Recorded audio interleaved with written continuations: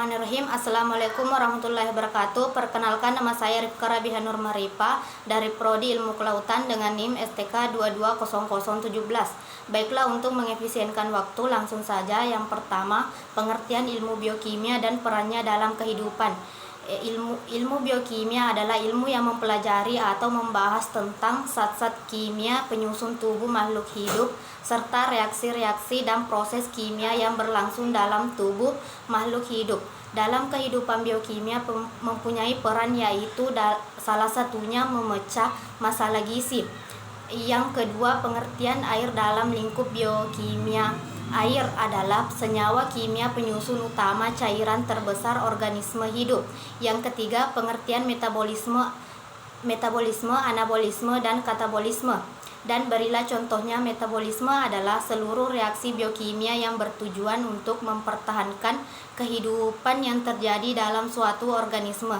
Contohnya metabolisme, karbohidrat, protein, dan lemak. Kemudian Anabolisme adalah proses pembentukan senyawa kimia yang sederhana ke senyawa kimia atau molekul kompleks. Contohnya fotosintesis, yaitu terjadi dalam kloroplas. Selanjutnya katabolisme. Katabolisme adalah proses penguraian zat kompleks menjadi zat sederhana. Contohnya respirasi sel. Kemudian selanjutnya yang keempat, pengertian asam amino. Asam amino esensial dan asam amino esensial. Asam amino nonpolar alifatik, asam amino polar netral, asam amino bermuatan negatif, asam amino yang bermuatan positif, dan asam amino aromatik. Asam amino adalah penyusun protein yang berupa senyawa dengan gugus karboksil dan gugus amina. Asam amino esensial adalah asam amino yang tidak dapat disintesis oleh tubuh sehingga harus diperoleh dari makanan yang dikonsumsi. Asam amino non esensial adalah asam amino yang dapat disintesis oleh tubuh. Asam amino non polar alifatik adalah asam amino yang bersifat hidrofotik dan pada umumnya terdapat pada protein yang berinteraksi dengan lipid. Asam amino polar netral adalah asam amino yang bersifat hidrofolik, cenderung terdapat di bagian luar protein. Asam amino bermuatan negatif adalah asam amino yang bersifat asam yang beranggotakan aspartat dan glutamat. Asam amino bermuatan positif adalah asam amino yang bersifat polar dan basa yang beranggotakan lisin, arginin, dan histidine. Asam amino aromatik adalah asam amino yang mencakup cincin aromatik yang beranggotakan fenilalanin, triptofan, dan tirosin. Kemudian yang kelima yaitu pengertian protein dan struktur protein berupa primer, sekunder, tersier, dan kuartener. Protein adalah makromolekul atau molekul raksasa yang dibentuk oleh gugus asam amino atau residu melalui ikatan peptida. Struktur protein terbagi atas 4, yaitu struktur primer yang dimana dapat dilihat 2D yang menggambarkan 2 urutan asam amino dari suatu protein beserta ikatan peptida. Yang kemudian struktur sekunder di mana 3D hasil lipatan protein akibat ikatan hidrogen atau antara atom O dan N. Kemudian struktur tersier yaitu struktur 3D-nya hasil pelipatan protein akibat ikatan hidrogen. Dan struktur terakhir yaitu struktur kuartener di mana sudah memiliki 2 lipatan atau lebih protein. Selanjutnya yang keenam yaitu klasifikasi enzim dalam 6 kelompok utama. Adapun klasifikasi enzim dalam 6 kelompok utama yaitu: pertama, oksidoreduktasa yang mana mengkatalisis reaksi reduksi oksidasi donor hidrogen atau donor elektron adalah salah satu substratnya. Yang kedua, transferasa yang dimana mengkatalisis reaksi transfer atau memindah gugus. Ketiga, hidrolase yang dimana mengkatalisis reaksi hidrosis yang ikatan lainnya. Yang ketiga, liasa yang dimana pemutusan bukan hidrogen pada ikatan lainnya yang menyesatkan ikatan rangka 2 atau pembahasan gugus pada ikatan rangkap 2. Kemudian isomerasa merasa yang berupa perubahan susunan geometri atau spesies pada suatu molekul. Selanjutnya, ligasa atau sintesa yang dimana mengkatalisis reaksi penggabungan dan molekul, kemudian yang mempengaruhi aktivitas enzim tersebut yaitu pertama, pengaruh konsentrasi enzim yang dimana bila jumlah enzim dalam suatu reaksi menjadi 2 kali lipat, maka jumlah substrat yang diubah menjadi produk atau hasil adalah 2 kali lipat juga. Kemudian pengaruh yang kedua yaitu pengaruh konsentrasi substrat yang dimana kecepatan sebanding dengan konsentrasi substrat. Jumlah substrat 2 kali lipat, maka kecepatan 2 kali lipat sampai waktu tertentu, dengan catatan konsentrasi enzim tetap konstan. Kemudian pengaruh yang ketiga yaitu pengaruh pH, yang dimana pH ekstrem dapat mengakibatkan enzim mengalami denaturasi. Perubahan pH yang tidak ekstrim mempengaruhi enzim secara temporer. Setiap enzim mempunyai pH tertentu, di mana enzim memiliki aktivitas maksimum. pH tersebut disebut pH optimum untuk enzim tersebut. Kemudian pengaruh yang keempat yaitu pengaruh temperatur atau suhu, yang dimana spektrum luas enzim akan memiliki aktivitas maksimum pada suhu 35 derajat Celcius. Ketika kurang dari 35 derajat Celcius, maka aktivitasnya turun.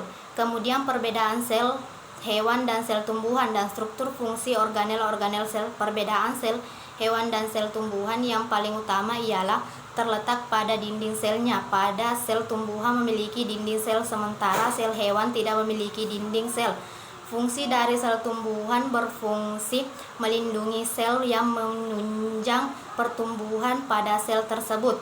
Kemudian ada beberapa struktur dan fungsi organel sel. Yang pertama yaitu membran sel, yang tersusun dari fosfolipid bilayer dan memiliki bagian protein di sela-sela lapisan lipidnya yang berfungsi sebagai pelindung cairan sel. Kemudian yang kedua, dinding sel, yang dimana tersusun dari selulosa, hemiselulosa, protein. Struktur dinding sel tumbuhan bervariasi tiap spesiesnya, yang dimana berfungsi untuk menjaga dan melindungi struktur sel tumbuhan. Yang ketiga, nukleus, yang dimana dibatasi 2 lapisan membran inti.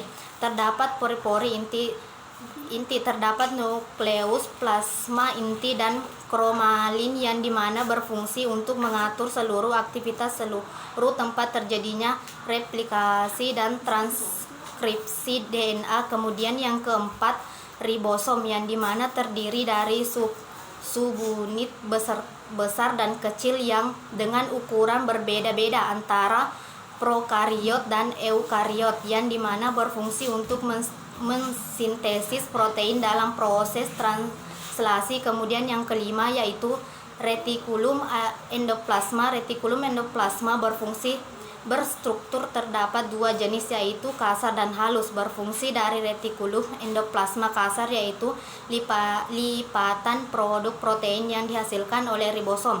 Kemudian retikulum endoplasma halus berfungsi sebagai tempat proses penetralisir racun. Kemudian yang keenam yaitu badan Golgi, yang dimana berstruktur terhubung langsung dengan retikulum endoplasma yang berfungsi sebagai tempat pembentukan glikoprotein. Kemudian yang ketujuh yaitu lisosom, yang dimana berstruktur memiliki membran berupa lipid bilayer yang berfungsi dalam perombakan sel mati. Yang kedelapan yaitu mitokondria, yang berstruktur, terdapat DNA yang dikenal dengan mitokondria yang berfungsi untuk menghasilkan energi berupa ATP. Kemudian yang kesembilan yaitu peristosom, yang dimana strukturnya terdapat granula yang berupa padatan enzim yang berfungsi berperan dalam pemecahan asam lemak. Kemudian yang ke-10 sentrosom, di mana strukturnya berada di daerah di dekat nukleus yang tersusun dari sepasang sentriol, yang dimana berfungsi sebagai pusat pembentukan mikrotubula, yaitu struktur terdapat 2 jenis yaitu vakuola makanan yang kontriktil yang berfungsi sebagai tempat penyimpanan senyawa-senyawa penting.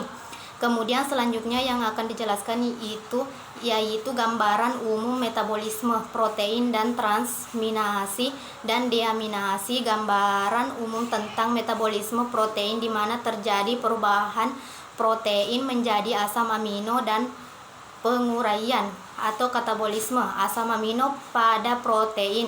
Asam amino yang telah tersebar melewati darah dan masuk ke dalam jaring tubuh akan disintesis kembali menjadi protein. Selanjutnya transmigrasi. Transmigrasi adalah proses pemindahan gugus amina dari asam amino ke alfa ketoglutarat yang menghasilkan glutamat. Selanjutnya deaminasi. Pada deaminasi, glutamat mengalami deaminasi oksidasi yang menghasilkan ion NH4+. Reaksi ini dikatalisis oleh enzim glutamat dehidrogenase di dalam matriks mitokondria. Glutamat merupakan salah satu atau salah satunya asam amino yang gugus aminanya dapat dilepaskan secara langsung dengan cepat.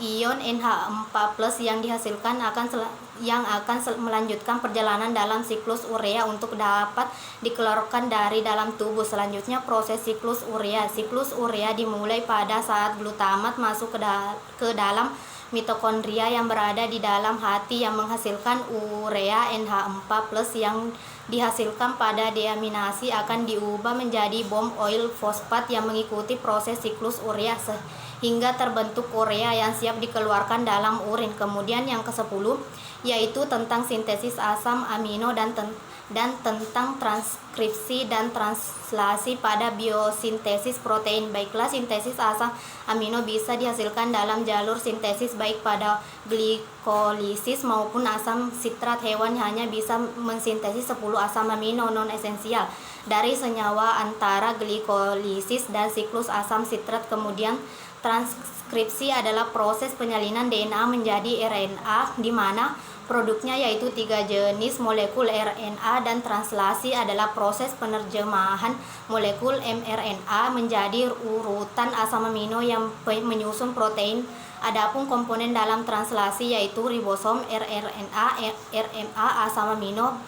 Baiklah, itulah yang tadi sempat saya jelaskan. Lebih dan kurangnya mohon dimaafkan, dan saya akhiri dengan ucapan Assalamualaikum warahmatullahi wabarakatuh.